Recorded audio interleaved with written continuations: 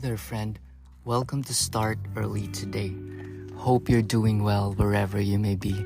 I'm happy that you found the time to join me here as we practice presence, cultivate some positive insights, and prime ourselves so that we can navigate our day in grace and in composure, that we are not too wobbled by circumstances, and that we know the ego's place in our day-to-day. So have you been aware of the mind's chatter lately? Have you been listening? Everything happens in our minds, so it is best that we master how it works and just to get to know its inner workings and have a glance at the user's manual. Okay? So take a deep inhale and center ourselves through silence and spaciousness. We get to observe that thoughts will pop up to the surface, like in the surface of the water. Corks will pop up, bubbles will pop up, as if out of nowhere. It is out of nowhere. It can be from your subconscious mind, it can be from your programming, it can be from the universal unconscious. And that's one of the most wonderful things that the mind is capable of. It is capable of receiving information from everywhere and anywhere. Some call it the Akashic Records, the library of infinite information. So let's observe. Thoughts might pop up and you might judge the situation as this is a waste of time, and you will be urged to do something. The mind, or the ego, shall we say, has this behavior, or always has an urge to do something. It is addicted to doing, addicted to thinking. It is never settled in the present moment. But in our awareness practice, let us view this urge as part of the background, as backdrop. You can view it as part of your environment too. When the ego does its chatter, suggesting this and that, presenting you with opinions of this and that, imagine it as a part of the rustling of the leaves and just the birds singing. And to practice non-reactivity with these thoughts that pop up is the key skill that we need. This is where major pivots happen, because in not being attached to the ego's chatter, the mind's chatter, in thinking, you will then create space for something new to happen or to come to be. This is where creativity comes in. When we do not impose on what we know, when we do not cast a blanket upon the thing that is perceived as something, labeling them through our own filters. When we cut that habit out, new neural pathways shall ensue, shall connect to each other in new ways, new neural connections and new ways of doing things. And this is where the magic happens, when we stop competing and we start collaborating, when we are enthusiastic with differences rather than forcing each and everything to bow down to our preference, making it all the same. It is just as simple as cultivating a growth mindset or an open mind rather than closed. So where are you being closed right now in your way of being, perceiving, thinking, feeling, acting.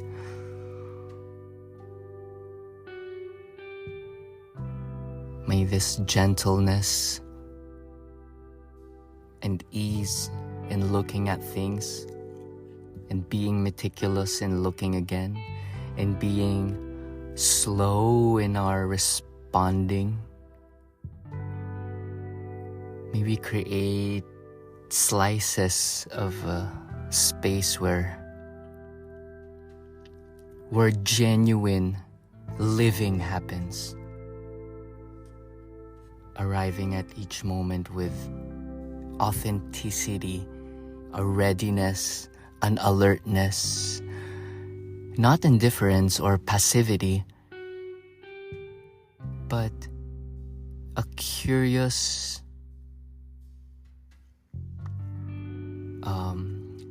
non-infringing vibe. Take that stance of a non-infringing, excited to learn, curious, playful, uplifting character. And it is just a little openness, a little positivity, and a little energy. Just a little effort in the direction that we want to go. May we ask ourselves, in what way am I going to express and be today? For our way of being is our work of art, moving forward through this time space, moving forward in time.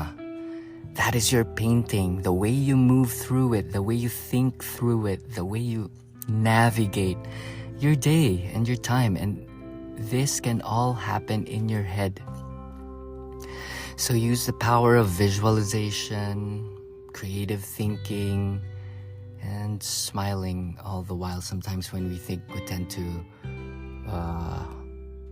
stress the forehead. Make it a habit of relaxing the forehead, cultivate a calm smile, and just be ready for some action. With no tension, no resistance, just ease and flow, knowing that the Tao is happening through us, that greater intelligence has got us.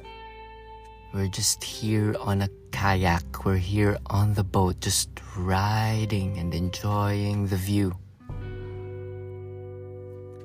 Most suffering that we create is in our heads, none of which happened. That was by Mark Twain. My life is full of misfortunes, none of them happened. And let's not be the guy who Henry Thoreau was talking about, that he only truly lived at the moment of death because he was too caught up not living in the present moment, too tense, too much obsessed with the promise of future happiness. But happiness is here. Whatever you're looking for is here. The kingdom of God is here. Heaven is now, my friends. All we gotta do is purify your thinking and know these laws on how the mind works, and be gentle on holding some thoughts. Unhold them. Let go. This is what we call letting go. Letting go of the need to be right. Letting go of the need for things to be a certain way. You know? When you let go of that, you are rebirthed. And starting early is a good way to have some space. At the early morning, at dawn, as you see the sun and its golden liquid pour upon your soul, Benjamin Franklin said the morning has gold in its mouth. And drink that gold. It is metaphor to what is truly important, which is space, which is your communication with yourself, prioritizing self-care, prioritizing what is important to you. Nourish the body, nourish the soul, nourish your mind, and do not be a slave of time. Sometimes we get bullied by time. What's in you is already complete. It is Dzogchen, pure completeness. It is Satchitananda, ever new bliss. That is your life, my friend.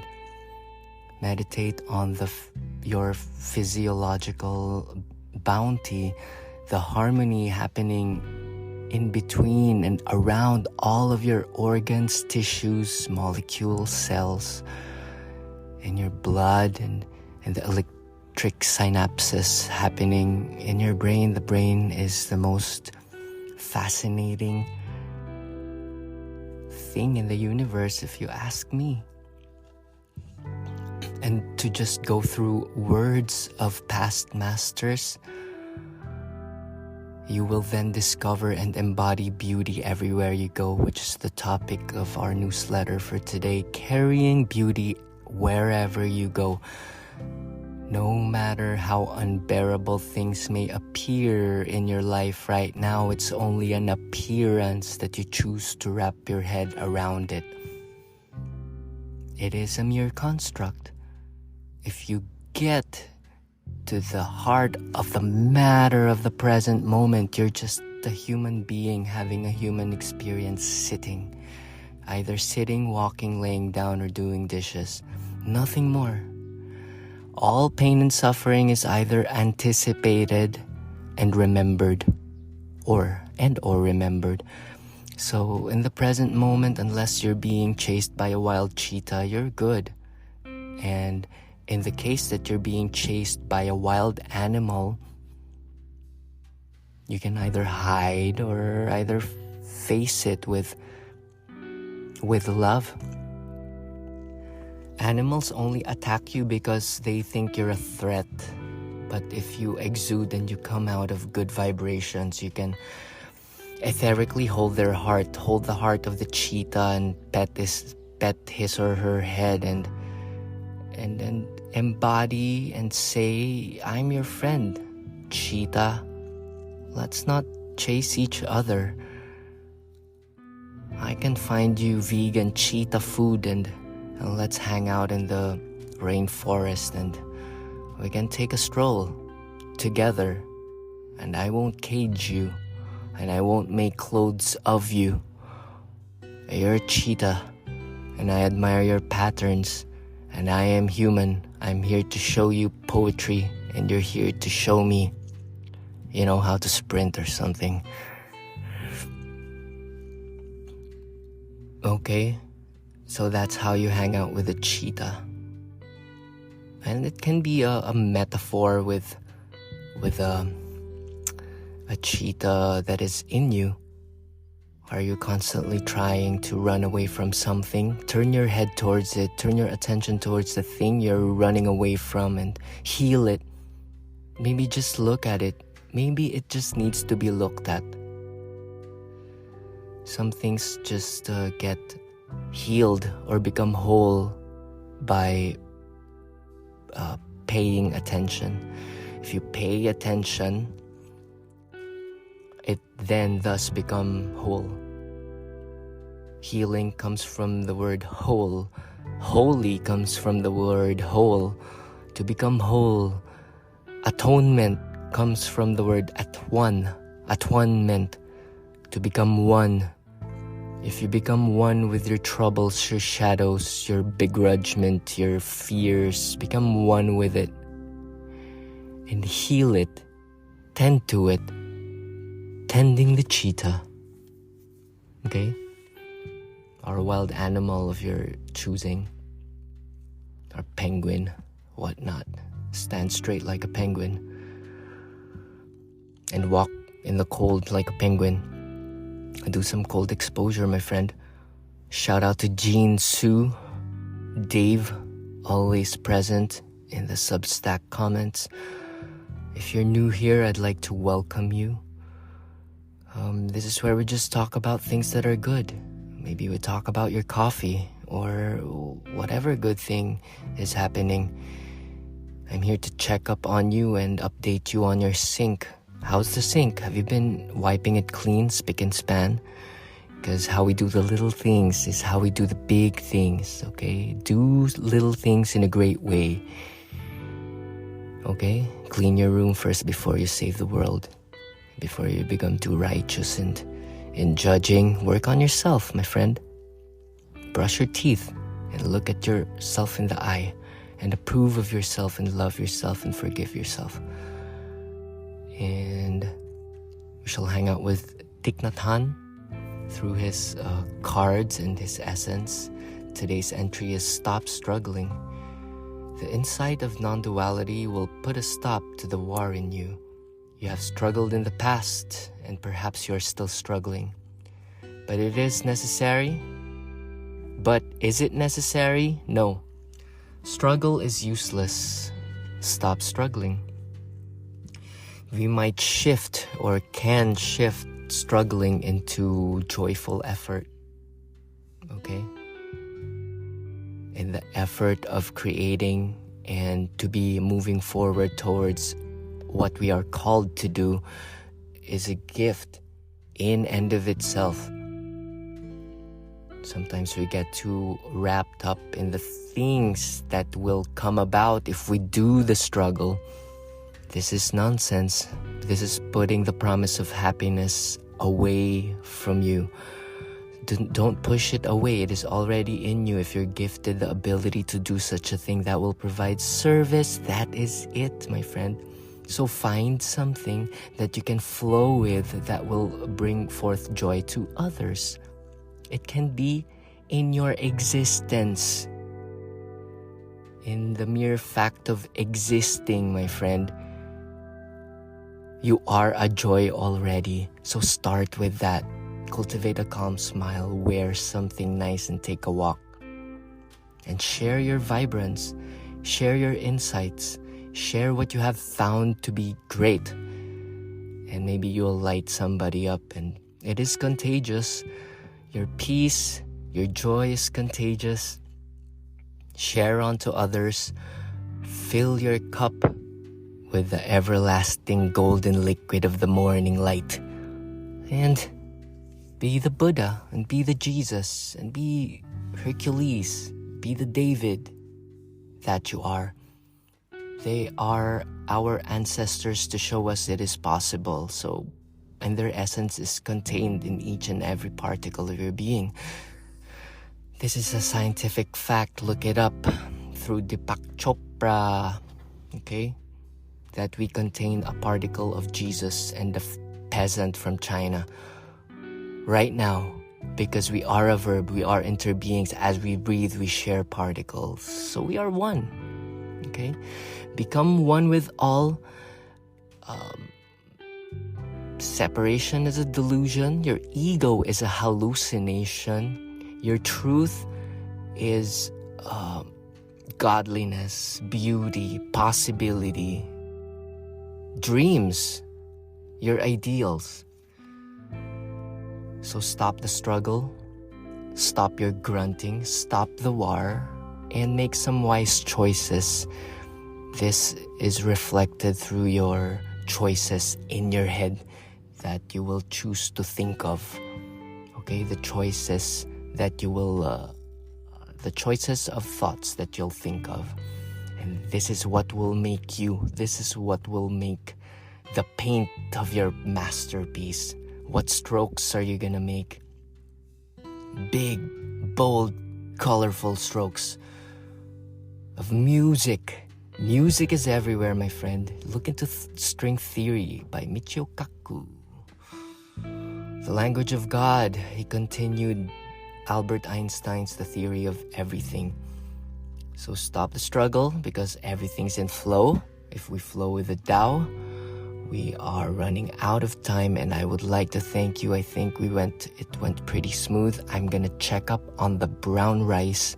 We're gonna pair it up with some steamed beans and some kale and a little bit of nutritional yeast and chili garlic oil that has been shipped all the way from the tropics from my beloved father. That's it for today. Namaste.